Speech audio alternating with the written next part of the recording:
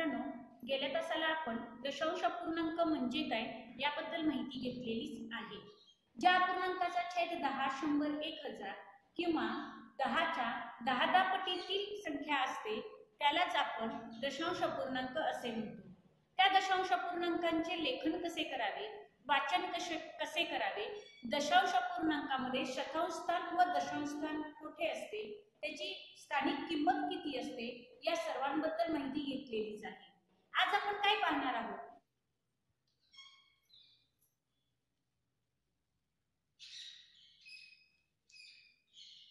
दशांश अपूर्णांकाचा उपयोग.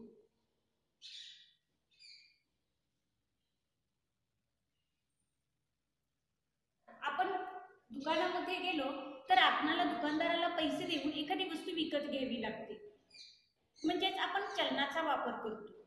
चलन म्हणजे नाणी आणि नोटा यांचा त्याच्यामध्ये समावेश होतो. नाणी नोटांचा व्यवहार करत असताना आपण रुपये आणि पैसे असे शब्द वापरतो. व 1 रुपया म्हणजे किती पैसे, तर तुम्हाला माहितच आहे 1 रुपया म्हणजे 100 पैसे.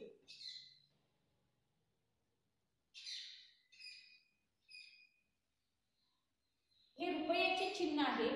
रुपया 1 म्हणजे 100 पैसे. जर 1 रुपया बरोबर 100 पैसे असेल तर 1 पैसा बरोबर किती रुपये होतील?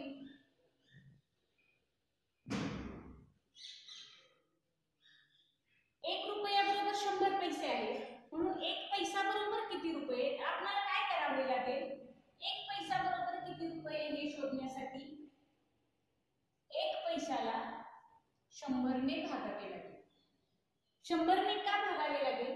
तर 1 रुपया म्हणजे 100 पैसे, म्हणून पैशांचे रुपयांमध्ये रूपांतर करत असताना त्याला आपल्याला 100 ने भागावे लागेल. दशांश अपूर्णांकामध्ये रूपांतर करतो त्यावेळी शतांश स्थान तिथे तयार होते, कारण छेदाला 100 असणे म्हणजे दशांश आणि शतांश स्थान तेथे असते. म्हणून 1 पैसा बरोबर 0.001 रुपये असे आपण त्याचे रूपांतर करतो. आपण एखादी वस्तू खरेदी केली, समजा त्या वस्तूची किंमत 39 रुपये 50 पैसे अशी आहे, तर आपण याचे वाचन कसे करतो पहा. इथे दशांश चिन्हाच्या आधी 39 ही संख्या आहे, म्हणजे 39 रुपये इथे पूर्ण आहे. शिल्लक किती राहिले? 50 पैसे, म्हणजे हे 50 पैसे झाले. दशांश चिन्हाच्या डावीकडील संख्या ही पूर्ण संख्या असते, तर दशांश चिन्हाच्या उजवीकडील संख्या ही अपूर्ण असते, ती अपूर्णांक दर्शविते. म्हणून रुपये 39 दशांश चिन्ह 50 म्हणजे 39 रुपये 50 पैसे. आपण दुसरे उदाहरण सुद्धा पाहू शकतो पहा. रुपये 7 दशांश चिन्ह 5. आता आपल्याला याचे रुपयांमध्ये आणि पैशांमध्ये रूपांतर करायचे आहे. पहा, रुपये 7 म्हणजे दशांश चिन्हाच्या डावीकडे 7 आहे, म्हणून येथे 7 रुपये पूर्ण आहे. येथे किती पैसे आहेत? 0.5 म्हटलेलं आहे, म्हणजे येथे 5 पैसे आहेत. आता या दोन उदाहरणांमध्ये पहा, येथे 50 लिहिलेले आहे तर येथे 0.5 लिहिलेले आहे. दोन्हींचा अर्थ वेगवेगळा आहे. दशांश चिन्हानंतर 50 म्हणजे ते 50 पैसे झाले, आणि दशांश चिन्हानंतर 0.5 म्हणजे फक्त 5 पैसे झाले. इथे 50 आणि 0.5 हा याच्यामधील फरक आहे, हे लक्षात घ्या. म्हणून लिहित असताना 7 रुपये 5 पैसे आणि 39 रुपये 50 पैसे असे आपण त्याचे लेखन केले. तिसरे उदाहरण पहा. रुपये 19 दशांश चिन्ह 80 म्हणजे किती रुपये किती पैसे होतात? तर 19 रुपये पूर्ण झाले, तर 80 पैसे अपूर्ण झाले, म्हणजे 19 रुपये 80 पैसे. याचाच अर्थ काय? तर 1 पैसा हा 1 शतांश रुपया बरोबर असतो. पहा काय सांगते, 1 पैसा हा 1 शतांश रुपयांबरोबर असतो, आणि म्हणून येथे आपण ज्यावेळी दशांश चिन्हाच्या समोर एक संख्या लिहितो त्यावेळी दशांश चिन्हाच्या उजवीकडील संख्या ही पैसे दर्शवित असते, तर दशांश चिन्हाच्या डावीकडील संख्या ही रुपये दर्शवित असते. चौथे उदाहरण आपण पाहूया. रुपये 15 दशांश चिन्ह 0.7 म्हणजेच किती? आता तुमच्या लक्षात आले असेल येथे 15 रुपये पूर्ण आहेत तर अपूर्ण 7 पैसे आहेत.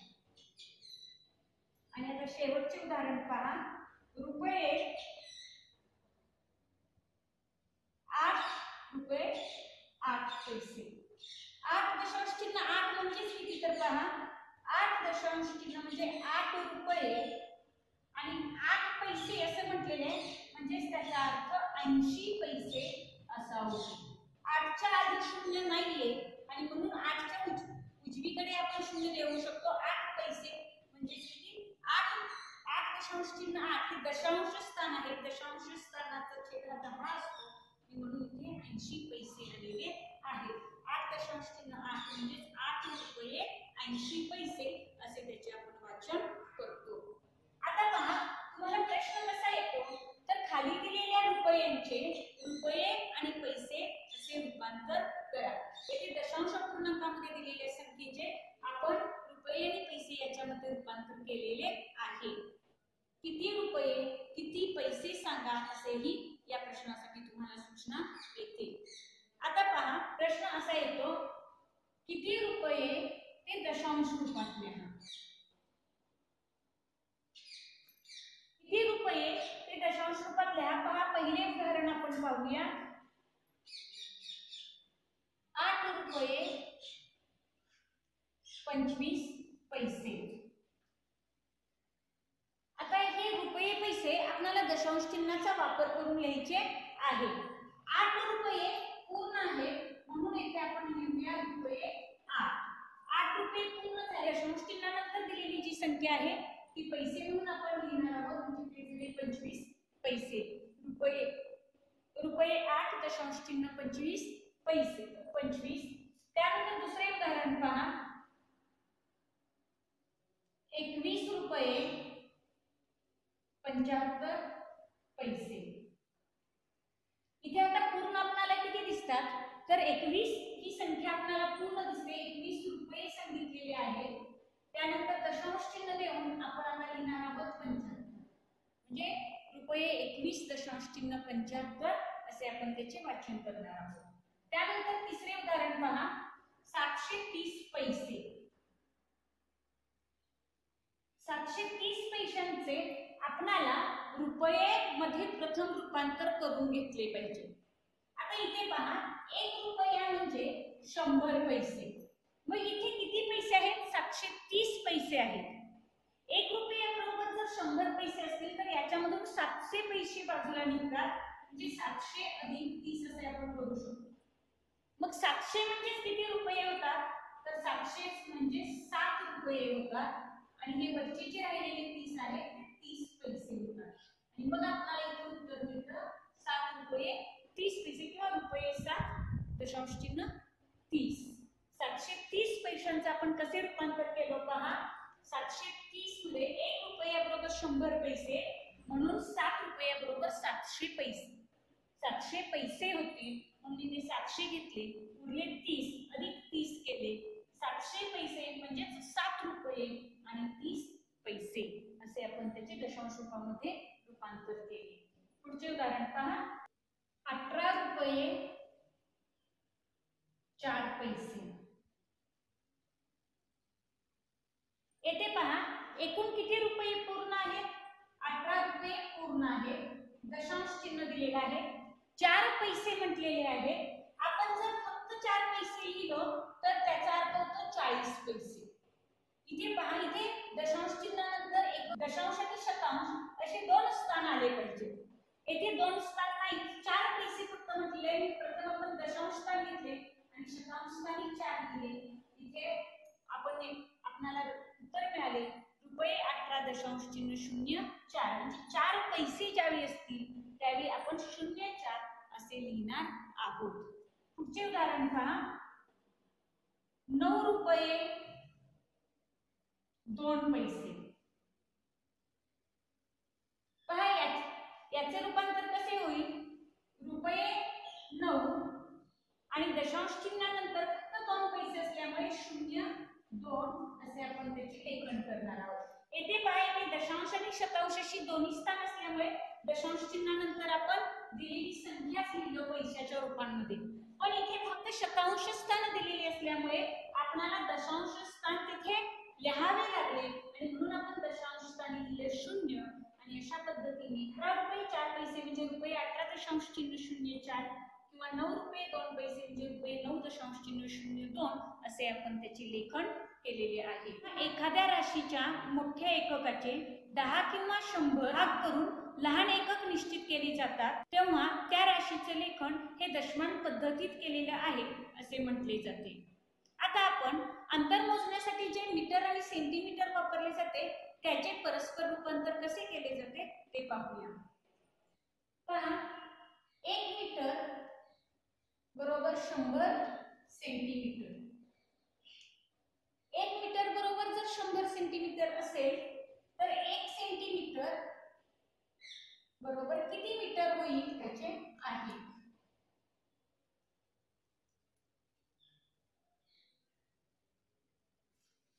एक सेंटीमीटर बरोबर 1 अंश छेद 100 करावे लागेल। तर 1 मीटर बरोबर 100 सेंटीमीटर आहे म्हणून 1 सेंटीमीटरचे मीटर मध्ये रूपांतर करण्यासाठी दिलेल्या सेंटीमीटरला आपल्याला 100 ने भागावे लागेल। ज्यावेळी 100 ने आपण भागू त्यावेळी आपल्याला उत्तर मिळेल 0.001 म्हणजेच काय तर 1 सेंटीमीटर म्हणजे 1 शतांश मीटर होय। त्याचे वाचन आपण 1 शतांश असे करतो कारण हे दशांश स्थानी आले आणि 1 शतांश स्थानी आहे म्हणजे 1 सेंटीमीटर बरोबर 1 शतांश मीटर होय। यावर आधारित असे रूपांतर करण्यासाठी तुम्हाला काही उदाहरणे दिली जातात। प्रश्न असा येतो तुम्हाला किती मीटर आणि सेंटीमीटर ते लिहा। हा खूप सोपा आहे। पहिला प्रश्न आपण पाहूया 58.75 मीटर। सेम जसे आपण रुपये आणि पैसे लिहिलो त्याच पद्धतीने आपल्याला याचे लेखन करायचे आहे। इथे पूर्ण संख्या कोणती दिसते 58 म्हणून आपण इथे लिहिणार आहोत 58 मीटर आणि दशांश चिन्हानंतरची जी संख्या आहे ती आहे सेंटीमीटर। आपण म्हटले 75 सेंटीमीटर म्हणजे 58.75 मीटर म्हणजे 58 मीटर 75 सेंटीमीटर। दुसरे उदाहरण पहा 3.07 मीटर म्हणजेच किती पूर्ण असणारी संख्या आहे 3 म्हणून 3 मीटर आणि दशांश चिन्हानंतर 0.7 आहे म्हणजे 5 सेंटीमीटर। तिसरे उदाहरण पहा 21.05 मीटर। येथे पूर्ण असणारी संख्या किती आहे 21 म्हणून आपण इथे लिहिले 21 मीटर। दशांश चिन्हानंतर उजवीकडे असणारी संख्या 0.5 मीटर आहे म्हणजे ती 5 सेंटीमीटर होईल। त्यानंतर चौथे उदाहरण पहा 0.06 मीटर। आता याचे आपल्याला मीटर आणि सेंटीमीटर मध्ये रूपांतर करायचे आहे। पहा दशांश चिन्हाच्या आधी कोणता अंक आहे 0 म्हणजे तिथे काहीच मीटर नाही म्हणून आपण लिहिलं 0 मीटर आणि त्याच्यानंतर 0.6 मीटर आहे म्हणजे ते फक्त किती आहे 6 सेंटीमीटर आहे। याच्याशिवाय तुम्हाला हाच प्रश्न असाही येऊ शकतो 0.7 मीटर। पहा फसव्या प्रश्न कसा असतो 0.06 मीटर म्हणजे पूर्ण आहे इथे 0 मीटर आहे काहीच मीटर नाही फक्त 6 सेंटीमीटर आहे। आणि दुसरा प्रश्न तुम्हाला दिलेला आहे 0.7 मीटर इथे किती मीटर येतील 0 मीटर येतील पण किती सेंटीमीटर होतील तर इथे 6 शून्य आहे म्हणून 6 शून्य सेंटीमीटर होतील। पहा इथे 0.6 म्हटलेलं आहे आणि इथे 6 शून्य म्हटलेलं आहे। 0.6 म्हणजे फक्त 6 सेंटीमीटर आणि 6 शून्य म्हणजे 60 सेंटीमीटर। इथे 0 हा दशांश स्थानी आहे तर येथे 0 हा शतांश स्थानी आहे। आपला प्रश्न याच्यावर आधारित पुन्हा असा दिला जातो इथे आपण दशांश पूर्णांकात दिलेल्या उदाहरणाचं मीटर आणि सेंटीमीटर असे रूपांतर केले तर तुम्हाला आता मीटर आणि सेंटीमीटर असा प्रश्न दिला जातो आणि त्याचे तुम्हाला दशांश पूर्णांकामध्ये लेखन करायचे असते। किती मीटर ते दशांश पद्धतीत लिहा।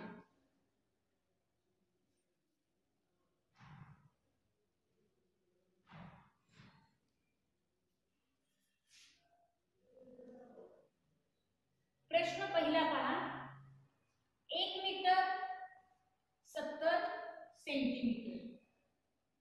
याचे लेखन आपल्याला या पद्धतीने दशांश रूपात करायचे आहे. दशांश चिन्हाचा वापर करून लिहायचे आहे. 1 मीटर 70 सेंटीमीटर. येथे 1 मीटर हे पूर्ण आहे, म्हणून येथे 1 हा अंक येईल. 1 दशांश चिन्ह 70 सेंटीमीटर हे दशांशचे स्थान आणि हे शतांशचे स्थान. लक्षात ठेवा, दशांश पूर्णांक दशांश चिन्हानंतर दशांश आणि शतांश अशी दोन स्थाने इथे आलीच पाहिजेत, तरच आपले उत्तर बरोबर असणार आहे. तरच आपण केलेले दशांश पूर्णांकातील रूपांतर हे बरोबर असणार आहे. येथे 70 सेंटीमीटर आहे, म्हणजे दशांश आणि शतांश अशी दोन्ही स्थाने येथे आहेत. हेच उदाहरण आपण या पद्धतीने घेऊया. पहा, 1 मीटर 7 सेंटीमीटर. पहा, येथे 1 मीटर पूर्ण आहे. याच पद्धतीने मी उदाहरण घेतलेले आहे. मी 1 लिहिला, दशांश चिन्ह दिलं. आता पहा, इथे 70 सेंटीमीटर सांगितलेले आहे, मी इथे दशांश आणि शतांश स्थान झाले, पण इथे फक्त 7 दिलेला आहे आणि हा 7 असणार आहे शतांश स्थानी, कारण याचा छेद आहे 100. मग दशांश स्थानी इथे काहीच नाही, म्हणून आपण इथे लिहायचे 0.7.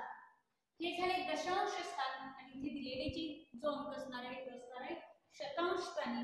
अशा पद्धतीने आपण याचे रूपांतर हे मीटर मध्ये केलेले आहे. किती मीटर हे विचारलेले आहे, म्हणून आपण इथे उत्तर शोधलेली आहेत, तीही दशांश पद्धतीमध्ये. त्यानंतर पहा तिसरा प्रश्न, 735 सेंटीमीटर. 735 सेंटीमीटरचे आपल्याला मीटर मध्ये रूपांतर करायचे आहे. तर पहा, 1 मीटर म्हणजे किती? 100 सेंटीमीटर. मग 700 तर पूर्ण आहे, म्हणून इथे किती येणार? 7 मीटर येणार. आणि 7 नंतर दशांश चिन्ह येईल, हे दशांशचे स्थान आणि हे शतांशचे स्थान, उरले 3-5 मीटर, म्हणजे 7.35 मीटर हे त्याचे रूपांतर झालेले आहे. प्रश्न चौथा पहा, 3 सेंटीमीटर. 3 सेंटीमीटरचे आपल्याला मीटर मध्ये रूपांतर करायचे आहे. 3 सेंटीमीटर एक 100 सेंटीमीटरचा 1 मीटर होतो. इथे तर फक्त 3 सेंटीमीटर दिलेले आहे, म्हणजे तिथे मीटर पूर्ण नाही, म्हणून इथे येईल 0 दशांश चिन्ह. दशांश चिन्हानंतर किती स्थान हवेत आपल्याला? 2 स्थान हवी. पहिले स्थान दशांशचे आणि दुसरे स्थान शतांशचे, पण इथे दशांश स्थान सुद्धा नाहीये, म्हणून तिथे येणार 0 आणि शतांश स्थानी येणार 3. म्हणजे 3 सेंटीमीटर म्हणजे 0.003 मीटर होय. अंतर मोजण्यासाठी जे लहान एकक वापरले जाते त्याचे रूपांतर पाहूया. पहा, 1 सेंटीमीटर बरोबर किती मिलीमीटर असतील बरे? तुम्ही सगळेजण तुमच्या कंपास मधील पट्टी पाहिलाच आहात. त्याच्यावर पहिल्या रेषेला 0 लिहिलेला असतो, तर त्याच्या समोर सलग अशा छोट्या रेषा केलेल्या असतात आणि 5वी रेषी मोठी असते. पुन्हा अशा रेषा 4 केलेल्या असतात आणि 5वी रेष मोठी असते आणि तिथं 1 लिहिलेला असतो. असे 0 ते 1 मध्ये एकूण 10 रेषा येतात. असेच पुढे प्रत्येक 10 रेषेनंतर 2, 3, 4 असे आकडे टाकलेले असतात. अशी कंपास मधील ती छोटी पट्टी 15 सेंटीमीटरची आहे असे तुम्ही म्हणता. म्हणजे 0 ते 1 हे अंतर किती झाले? तर 1 सेंटीमीटर झाले. या 1 सेंटीमीटर मध्ये एकूण किती रेषा आल्या? एकूण 10 रेषा मिळतात. मग या प्रत्येक रेषेला काय म्हटले जाते? तर ही या प्रत्येक रेषेचे अंतर किती असते? तर या प्रत्येक रेषेचे अंतर हे जे आहे ते 1 मिलीमीटर मानले जाते. म्हणजेच काय? तर 1 सेंटीमीटर 0 ते 1 ह्या अंतरामध्ये एकूण 10 रेषा येतात, म्हणून 1 सेंटीमीटर बरोबर 10 मिलीमीटर होय. आता पहा, मग 1 मिलीमीटर म्हणजे किती सेंटीमीटर असेल? आपल्याला काय करावे लागेल? 1 ला 10 ने भागावे लागेल, म्हणजे उत्तर मिळेल 0.1 सेंटीमीटर. 1 मिलीमीटर बरोबर 0.1 सेंटीमीटर. आता तुम्हाला प्रश्न कसा येतो?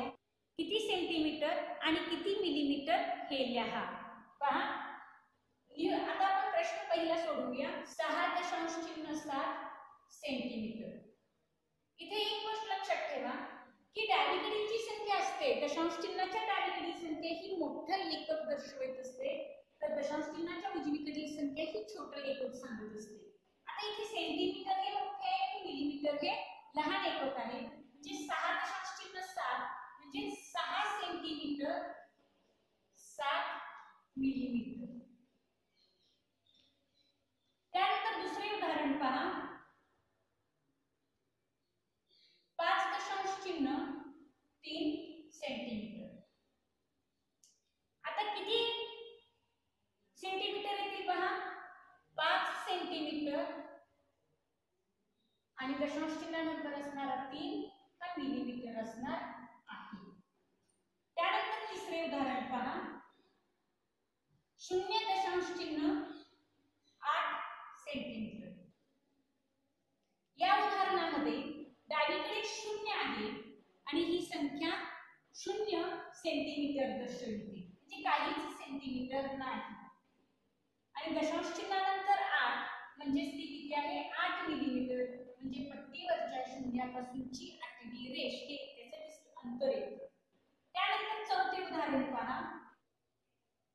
21.2 सेंटीमीटर. याचे सेंटीमीटर आणि मिलीमीटर किती होतील पहा.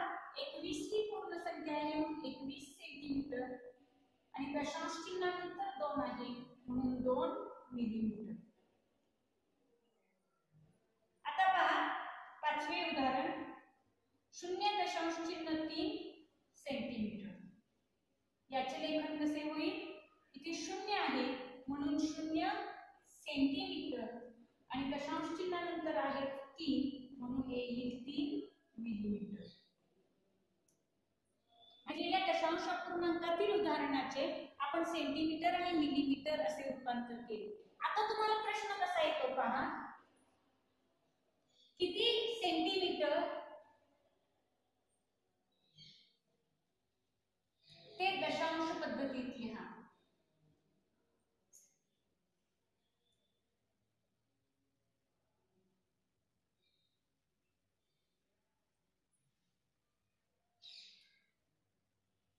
उदाहरण आपण पहिले पाहूया. 4 सेंटीमीटर 2 मिलीमीटर. हे उदाहरण आपल्याला दशांश चिन्हाचा वापर करून लिहायचे आहे.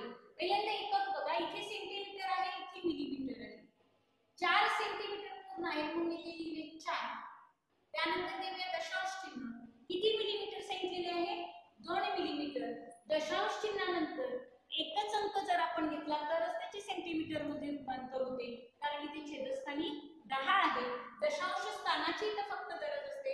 इथे लिहिले आपण 2 आणि हे झाले सेंटीमीटर.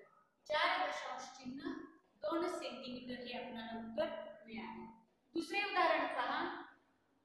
2 centimetre 3 millimetre. आता याचे रूपांतर कसे होईल. तर इथे 2 पूर्ण आहेत म्हणून 2 दशांश चिन्ह 3 सेंटीमीटर. तिसरे उदाहरण पहा. 7 मिलीमीटर. येथे फक्त 7 मिलीमीटर दिलेले आहे आणि याचे रूपांतर आपल्याला सेंटीमीटर मध्ये करायचे आहे. पहा 1 सेंटीमीटर होण्यासाठी किती मिलीमीटर हवेत 10 मिलीमीटर हवे, पण 7 ही संख्या 10 पेक्षा लहान आहे. मग काय करायचे.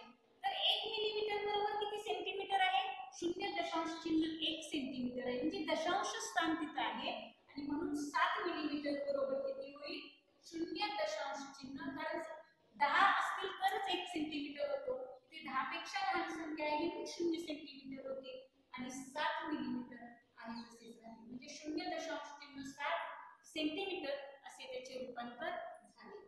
आता चौथे उदाहरण पहा. 3 मिलीमीटर. 3 मिलीमीटरचे आता आपण रूपांतर करूया.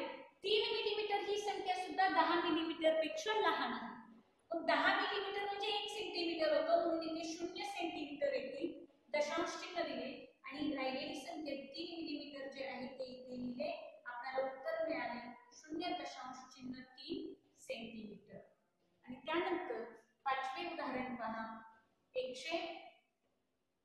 12 मिलीमीटर. 112 मिलीमीटर. तुम्ही याला 10 ने भागा. 112 भागिले 10. का आपण 10 ने भागलो? तर 1 मिलीमीटर चे सेंटीमीटर मध्ये रूपांतर करण्यासाठी 1 ला आपण 10 ने भागलो होतो. म्हणून 112 मिलीमीटरचे सेंटीमीटर मध्ये रूपांतर करण्यासाठी याला सुद्धा आपल्याला याचा छेद 10 लिहावा लागेल. याला 10 ने भागावे लागेल. बरोबर. आता दशांश पूर्णांकामध्ये रूपांतर करताना आपण पाहिले आहे की छेदस्थानी जर 10 असेल तर उजवीकडून एक अंक सोडून दशांश चिन्ह द्यायचे. म्हणजे इथे आपल्याला उत्तर मिळेल 11.2 सेंटीमीटर. पण या पद्धतीने आपण सेंटीमीटर मध्ये दिले असेल, दशांश पूर्णांकामध्ये दिले असेल तर किती सेंटीमीटर किती मिलीमीटर असे लेखन केलेले आहे. तर किती सेंटीमीटर हे दशांश रूपामध्ये सुद्धा आपण लेखन करू शकतो. आता इथे तुमच्या मनामध्ये एक प्रश्न आला असेल की रुपये आणि मीटर मध्ये आपण ज्यावेळी रूपांतर करत होतो त्यावेळी दशांश चिन्हानंतर 2 अंक घेत होतो. पण इथे एकच अंक आलेला आहे. याचे कारण काय पहा. कारण आपण रुपये 1 बरोबर 100 पैसे घेतले होते आणि म्हणून ज्यावेळी एका पैशाचे रूपांतर आपण रुपयांमध्ये केलं त्यावेळी 100 ने भागलो आणि म्हणून 0.001 रुपया असं आपल्याला मिळालं. येथे दशांश चिन्हाच्या पुढे दशांश आणि शतांश स्थान होते किंवा 1 सेंटीमीटर बरोबर 0.01 मीटर असे आपण ज्यावेळी त्याचे रूपांतर केलं त्यावेळी सुद्धा तिथे दशांश चिन्हाच्या पुढे दशांश आणि शतांश स्थान होते. म्हणून हे त्यांचे रूपांतर करत असताना प्रत्येक वेळी दशांश चिन्हाच्या पुढे दशांश आणि शतांश स्थान असणे गरजेचे होते. पण येथे मात्र आपण मिलीमीटर मध्ये छेदस्थानी 10 आहे फक्त दशांश स्थानच तिथे तयार होते. सेंटीमीटर मध्ये रूपांतर करत असताना दशांश चिन्हाच्या पुढे फक्त दशांश स्थानच असले पाहिजे हे लक्षात घ्या. यावर आधारित उदाहरण संग्रह 39 तुम्ही सोडवायचा